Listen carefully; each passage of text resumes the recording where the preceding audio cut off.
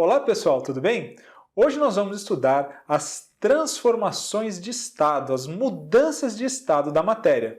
Na verdade, mudança de estado é uma transformação física, mas aqui nós daremos um enfoque mais químico para esse fenômeno. Vamos ver então as transformações ou as mudanças de estado da matéria? Vamos lá!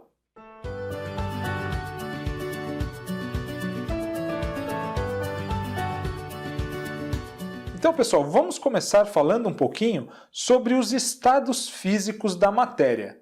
O primeiro deles nós sabemos é o estado sólido, nós também temos o estado líquido e o estado gasoso. Esses são os principais estados físicos da matéria. Mas nós vamos tentar olhar agora o que é que acontece com essas moléculas em cada um desses estados, tá legal? Pessoal, no estado sólido, nós temos essas moléculas bem pertinho uma das outras, olha só. Então essas moléculas vão estar bem pertinhas uma das outras, e é claro que nós sabemos que elas não ficam paradinhas assim, essas moléculas estão sempre vibrando, não é isso? Mas aqui, para nós representarmos elas, já é suficiente, nós vemos que aqui o sólido ele tem pouquíssima movimentação, não é isso? Essas moléculas estão muito próximas umas das outras. Já no caso do estado líquido, pessoal, essas moléculas já estão um pouquinho mais longe e o que já confere para elas um pouco mais de mobilidade. Elas podem escorregar umas por cima das outras e é isso que nós vemos lá, a viscosidade dos líquidos, tá joia? E por fim, no estado gasoso, essas moléculas vão estar bem distantes uma das outras. O que é que nós podemos concluir, então, olhando esses três diagramazinhos aqui da formação, da estrutura das moléculas? No estado sólido, pessoal, as substâncias vão ter o quê? Vão ter volume e forma constantes.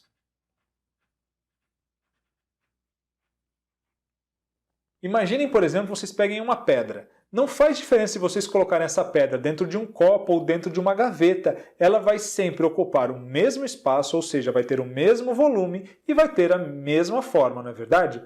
Agora, e se nós fizermos a mesma coisa com um líquido, por exemplo? Imaginem ali que você compre 2 litros de coca, e aí você vai dividir lá para 4, 5 amigos. Então, cada copo que você vai encher, você vai ter ali o mesmo líquido original que estava na garrafa, não é mesmo? E nós vamos ter sempre o mesmo volume. Claro, se você tinha 2 litros, não há uma multiplicação dos líquidos, não é mesmo? Nós vamos sempre ter 2 litros. Mas agora a forma, pessoal, vai variar. Estava lá na garrafa de 2 litros e agora vai estar ocupando ali 3, 4, 5 copos diferentes, sem problema nenhum. O volume se mantém, mas a forma mudou, porque os líquidos assumem a forma do recipiente que os contém, não é verdade? Então vamos anotar isso aí? No caso dos líquidos, então, o volume é constante. Então nós vamos colocar aqui, olha só, o volume é constante, eu vou abreviar aqui, tá bom?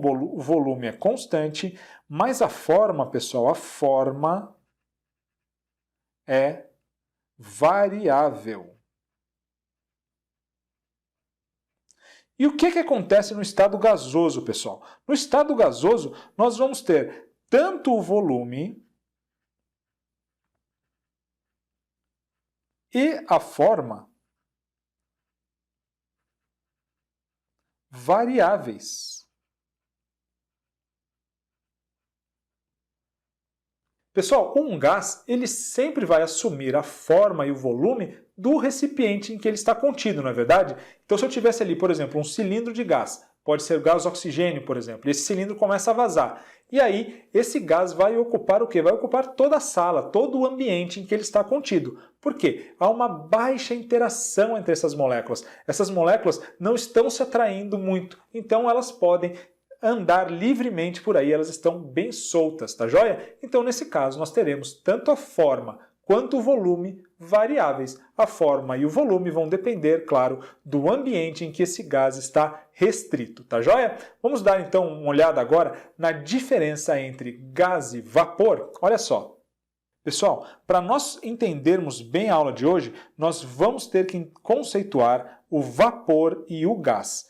Para nós, no dia a dia, nós utilizamos praticamente como sinônimos esses dois conceitos, mas aqui, para o estudo da química, nós teremos uma diferença muito importante entre eles.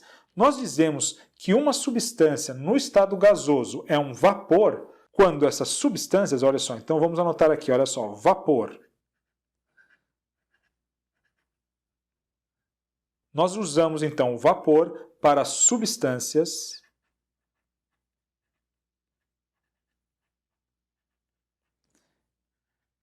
que não se encontram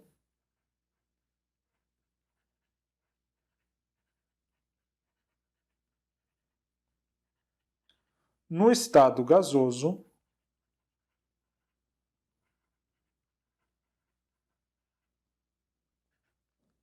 a temperatura ambiente.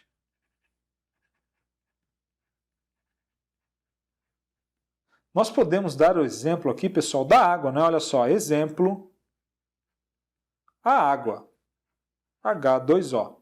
Pessoal, na temperatura ambiente, a água está no estado líquido, né? Você abre a torneira, nós vamos lá nos rios, nos mares, e nós temos então a água no estado líquido. Essa água pode também estar, claro, no estado gasoso, mas para isso nós vamos ter o quê? Nós vamos ter que dar energia para a água no estado líquido, não é mesmo? Então vai ter que o sol lá fazer evaporar os rios, os mares, ou então nós vamos lá ligar o fogo e colocar a chaleira cheia de água no fogo, e aí sim nós teremos a água passando para o estado gasoso. Nesse caso, então, como a água não é um gás na temperatura ambiente, nós dizemos que nós temos ali vapor de água, tá legal? Então a água no estado gasoso, ela forma um vapor. É diferente, por exemplo, do gás oxigênio, não é mesmo? O gás oxigênio, olha só, na temperatura ambiente, ele está em forma de gás. O estado físico dele é gás. Então, aqui sim, nós vamos chamá-lo de gás e não de vapor, tá legal? Vamos anotar isso aí? Então, pessoal, se o vapor são as substâncias que não se encontram no estado gasoso à temperatura ambiente, os gases, então vamos anotar aqui o conceito de gás. Gás, então, nós dizemos daquelas substâncias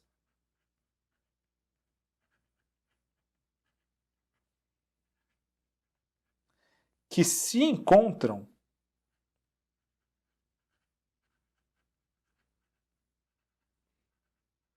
no estado gasoso a temperatura ambiente.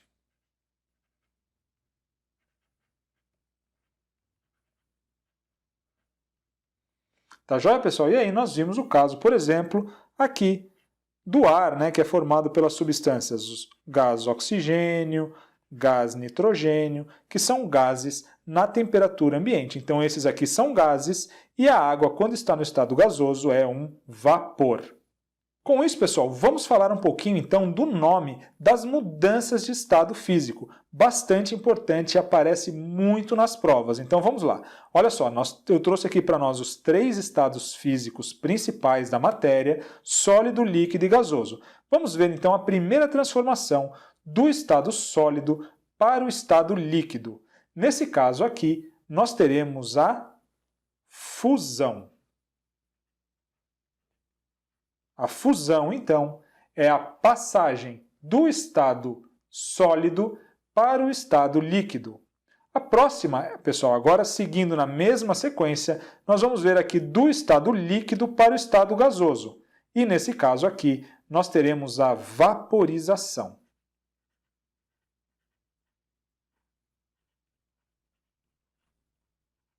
Já já eu vou falar para vocês, pessoal, que nós temos 3 tipos de vaporização. Nós temos a evaporação, a ebulição e a calefação. Mas nós já falamos disso já já. Bom, agora vamos fazer o caminho inverso, pessoal. Qual é o nome da passagem do estado gasoso agora para o estado líquido? Nesse caso aqui, nós vamos ter a condensação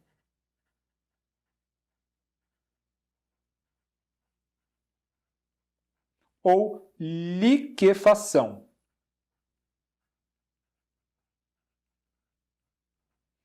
Esses também não são sinônimos, tá legal, pessoal? E já já eu vou dizer para vocês qual é a diferença entre eles, e para isso nós vamos resgatar aquele conceito, aquela diferença entre gás e vapor, tá joia? Mas continuando aqui, vamos ver agora a passagem do estado líquido para o estado sólido, que nós chamamos de solidificação.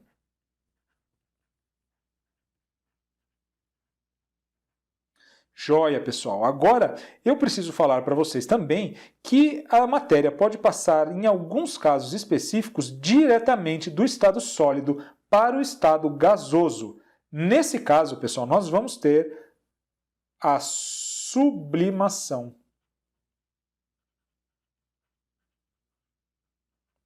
E, é claro, pode acontecer também a transformação inversa, diretamente do estado gasoso para o estado sólido. E, nesse caso, alguns autores vão também chamar de sublimação.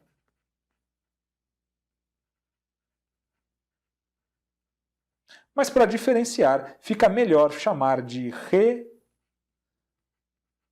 ressublimação. Tá joia, pessoal? Então aqui nós temos as mudanças entre os principais estados físicos da matéria. Agora, pessoal, o que eu quero falar com vocês é para nós entendermos que numa dessas direções, quando nós vamos lá do estado sólido, em que a matéria está mais organizada, está lá mais paradinha, não é apenas vibrando, mas com pouca movimentação, para o estado gasoso, onde a matéria está mais livre, mais desorganizada, nós precisaremos sempre fornecer energia para essas mudanças de estado, não é mesmo? Então, se eu tenho lá, por exemplo, um cubo de gelo, eu preciso esquentar, né? Deixar, por exemplo, o gelo na temperatura ambiente, quando ele vai ganhar calor, e aí sim ele vai fundir, ele vai passar para o estado líquido. A mesma coisa, se eu quiser ferver a água, fazer a água vaporizar, eu tenho que fornecer energia para ela, colocar ela lá no fogo. Então, pessoal, sempre que nós tivermos essa passagem aqui no nosso diagramazinho da esquerda para a direita, ou seja, dos sólidos, passando pelos líquidos e indo até os vapores, nós vamos ter reações que absorvem energia, nós vamos dar energia para que essas mudanças de estado ocorram. Ou seja, nós teremos aqui reações ou transformações endotérmicas, porque endo vem de dentro e nós precisamos fornecer energia para que essas transformações ocorram, ou seja, para essas transformações ocorrerem, as substâncias vão ter que absorver energia, ganhar energia. Então vamos anotar isso aí? Então olha só, pessoal, da esquerda para a direita nós teremos transformações endotérmicas. E é claro que da direita para a esquerda agora, nós teremos transformações que vão liberar energia, que vão liberar calor, não é isso? Para eu passar do estado gasoso para o estado líquido, essa substância ela vai ter que perder calor, perder energia. A mesma coisa do líquido para o sólido. A gente não coloca lá a água no congelador para a gente retirar então o calor, a energia dessa água para ela se solidificar. Então, pessoal, nesse caso, nós vamos ter transformações exotérmicas, que são aquelas transformações que liberam energia.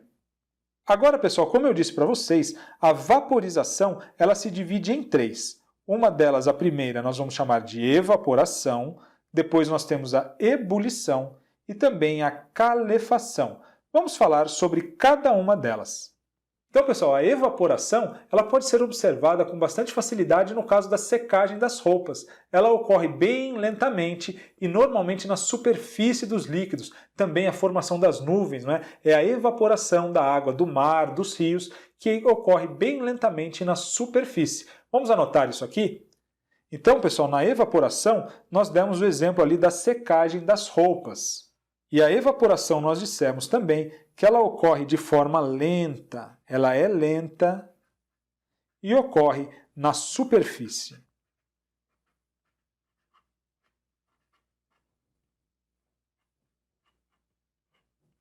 Tá joia? Já a ebulição, pessoal, O exemplo típico é a chaleira de água indo para o fogo, não é mesmo? Nós vamos ver então essa água borbulhando, então a ebulição ela não ocorre apenas na superfície, mas ela ocorre por todo o líquido. E a ebulição, então, vai ser responsável por uma das propriedades da matéria, por uma das propriedades das substâncias, que é o ponto de ebulição. No caso da água, nós sabemos que no nível do mar a água ferve, o ponto de ebulição da água é 100 graus Celsius, não é verdade? Então vamos anotar isso aí e falar um pouquinho mais sobre a ebulição.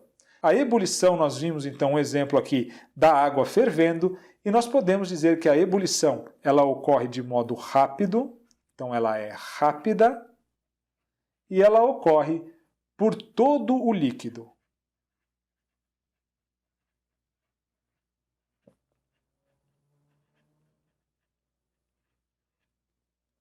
Nós dissemos ainda, então, que a ebulição nos permite definir uma das propriedades das substâncias, que é o ponto de ebulição. E nós falaremos bastante ainda sobre ele.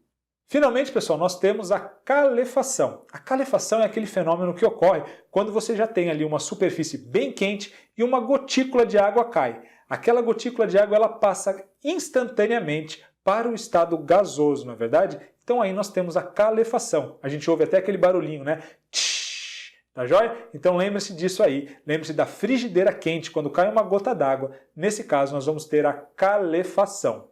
A calefação então é o caso ali da frigideira que recebe uma gota d'água. E nós vimos que a calefação é a vaporização que ocorre instantaneamente, ou seja, ela é instantânea.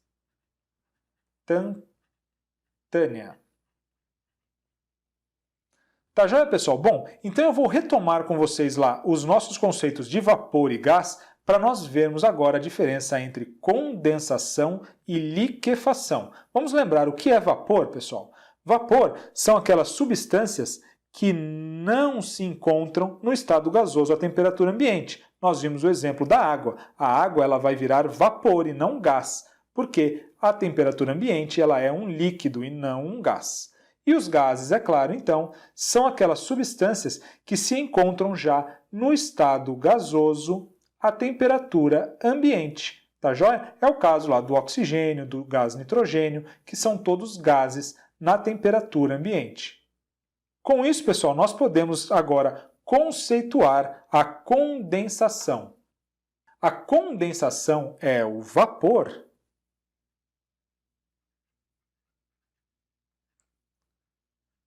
que se transforma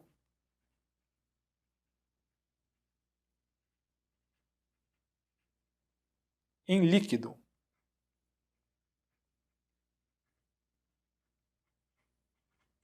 É claro, então, que vocês devem estar imaginando que a liquefação agora é o gás que se transforma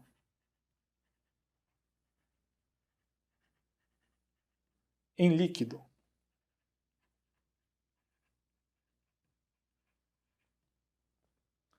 Pessoal, um exemplo bem interessante da condensação é aquele suor lá que nós conhecemos do copo de cerveja, né? Então, os líquidos, quando eles estão muito gelados, a gente pode ver, parece que eles estão suando, na verdade, mas na verdade eles não estão suando. O que está acontecendo, pessoal? Nós temos aqui no ar diversas moléculas de água, de vapor de água dissolvidas.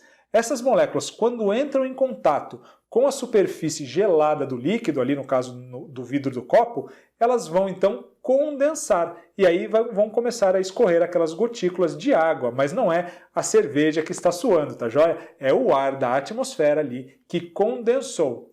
E já no caso então da liquefação, nós temos os gases que se transformam em líquido. É o caso, olha só, do nosso gás de cozinha, tá joia, pessoal? Que nós chamamos de GLP, ou gás liquefeito de petróleo. São ali diversos compostos orgânicos, tá joia? Os hidrocarbonetos, mas principalmente o butano, que estão ali na forma de líquido para depois fornecerem o gás que nós precisamos para acender o fogo, tá joia? Então, vamos continuar aqui vendo as nossas mudanças de estado. Pessoal, vamos resolver então aqui um exercíciozinho, olha lá. Analise a tirinha a seguir. Olha só, nós temos então o Bidu olhando aqui um cubo de gelo, esse gelo derrete e vira água, e finalmente nós temos aqui essa água evaporando e formando aqui um vapor. E aí ele vai dizer, seu caso de personalidade tripla é realmente muito sério, ok? Então a água aqui, ela está nos seus 3 estados, sólido, líquido e gasoso, por isso que ele vai dizer que ela tem personalidade tripla. Então olha só, pessoal, o que é que o exercício nos pede? Os processos que ocorrem em cada um dos quadrinhos da tirinha, respectivamente, são. Então ele quer esses processos, olha só, do sólido para o líquido e do líquido para o gasoso. Vamos lembrar, pessoal, olha só, nós vimos ali que do sólido para o líquido, nós vamos ter o quê? Nós vamos ter a fusão. E do líquido para o gasoso, nós vamos ter a vaporização. Lembrando, pessoal, que as mudanças de estado são processos físicos e não químicos, tá legal? Então, voltando aqui para a nossa questão, olha só. Nos diz aqui a letra A, que são fenômenos físicos, correto? E depois nós temos a fusão, certo? Passagem do sólido para o líquido é a fusão, correto? E do líquido para o gasoso, a vaporização. Perfeito, pessoal. A letra A já é o nosso gabarito. Então, cuidado, mudança de estado é sempre um fenômeno físico e não químico. Tá legal? Olha só, pessoal, vamos resolver agora um exercício um pouquinho mais complexo que apareceu lá na Unicamp. Olha só. Quem tem que suar é o chopp, não você. Esse é o slogan que um fabricante de chopp encontrou para evidenciar as qualidades de seu produto. Uma das interpretações desse slogan é que o fabricante do chopp recomenda que seu produto deve ser ingerido a uma temperatura bem baixa. Pode-se afirmar corretamente que o chopp, ao suar, tem a sua temperatura o quê? Diminuída, aumentada? Pessoal, lembram-se então que nós comentamos sobre o fenômeno da condensação que acontece lá no copo de chopp bem gelado, não é isso? Por isso que o slogan diz, quem tem que suar é o chopp e não você, ou seja, você tem que se manter fresquinho e deixa o chopp suar, porque o chopp vai estar bem geladinho, não é isso? É isso então que quer dizer aquele slogan. Agora vamos entender o que é que acontece com a condensação ali. O que é que vai acontecer com o chopp? Será que ele vai esquentar ou ele vai gelar mais quando o copo começar a suar? Bom, pessoal, nós vimos que essa condensação são as partículas de vapor d'água que estão aqui misturadas no ar, que em contato com a superfície gelada vão condensar. E a condensação, pessoal, é uma transformação exotérmica ou endotérmica? Vamos reformular essa pergunta. Para nós termos a passagem do estado gasoso em que a água se encontrava para o estado líquido, a água tem que ganhar ou perder calor. Eu tenho que pegar o gás, por exemplo, e colocar numa panela e esquentar para ela virar água? Não, né, pessoal? O contrário. Então eu tenho que retirar calor do vapor para que ele se torne líquido. Ou seja, a condensação é uma transformação exotérmica, ou seja, a água, o vapor, vai perder, vai liberar calor ou energia para poder entrar no estado líquido, tá joia? Vamos relembrar isso aí? Lembram-se então que nós falamos, pessoal, olha só, que toda vez que nós temos a passagem aqui, olha, da direita para a esquerda, ou seja, do gasoso para o líquido ou do líquido para o sólido, as famosas condensação e solidificação, nós temos o quê? Nós temos liberação de energia, ou seja, nós temos transformações exotérmicas, pessoal. Nesses casos, então, nós vamos ter a liberação de calor, tá joia? Vamos voltar aqui, então, para o nosso exercício e tentar entender isso agora. Bom, se quando o chopp sua, a água está liberando energia, essa energia também vai, esse calor também vai para o líquido, para o chopp, ou seja, o chopp vai esquentar, bem pouquinho, claro, mas vai sim ter a sua temperatura aumentada. Então, olha só, nós já podemos descartar aqui as letras A e a letra C, certo? Porque como a água vai liberar calor para condensar, esse calor também vai aumentar a temperatura do chopp. Agora, pessoal, vamos entender a segunda parte aqui dessas afirmações que fala sobre o suor. O suor, pessoal, nada mais é do que a evaporação ou a vaporização da água do nosso corpo, não é isso? Então, num dia muito quente ou quando nós estamos fazendo muito exercício, a nossa temperatura começa a se elevar e aí nós vamos começar a suar, ou seja, o líquido, a água do nosso corpo vai passar para o estado gasoso. Isso acontece, pessoal, sempre absorvendo energia, não é mesmo? Para nós passarmos do estado líquido para o estado gasoso, há uma absorção de energia, porque aqui nós temos um processo endotérmico, ou seja, a água vai ter que absorver, que ganhar energia para passar do estado líquido para o estado gasoso. Nesse caso, então, a transpiração, o suor, vai evitar que o nosso corpo superaqueça, vai ajudar a manter a nossa temperatura mais baixa. Por quê? Quando a água retira energia, retira calor do nosso corpo para passar para o estado gasoso, ela ajuda então a nossa temperatura a diminuir. Vamos ver se alguma das nossas alternativas fala isso? Olha só, a letra B então fala, claro, que a temperatura do chope será aumentada, enquanto a evaporação do suor no corpo humano evita que sua temperatura diminua. Não, pessoal. O objetivo do suor é manter a temperatura do corpo mais baixa, então evita que a sua temperatura aumente. Ou seja, a letra B também está incorreta. Olha a letra D então. Pode-se afirmar que o chope, ao suar, tem sua temperatura aumentada. Verdade, ele está recebendo calor da água, das partículas de água que estão no ar. Enquanto a evaporação do suor no corpo humano evita que sua temperatura aumente. Perfeito, pessoal. Esse daqui é o nosso gabarito, letra D. Nós podemos representar, tá, pessoal? Olha só. Cada uma dessas transformações da matéria da seguinte maneira. No caso lá do chope que sua, nós vamos ter o H2O, né, a água, no estado gasoso, e essa água ela vai passar para o estado líquido, vai virar então o H2O líquido e vai liberar calor. Tá joia? E agora no caso do suor. No caso do suor, nós vamos ter a água do nosso corpo que está no estado líquido. Ela vai retirar calor do nosso corpo e ela vai passar agora para o estado gasoso, tá legal? Então ela vai evaporar, ela vai vaporizar, retirando o calor do nosso corpo e ajudando então a diminuir a nossa temperatura.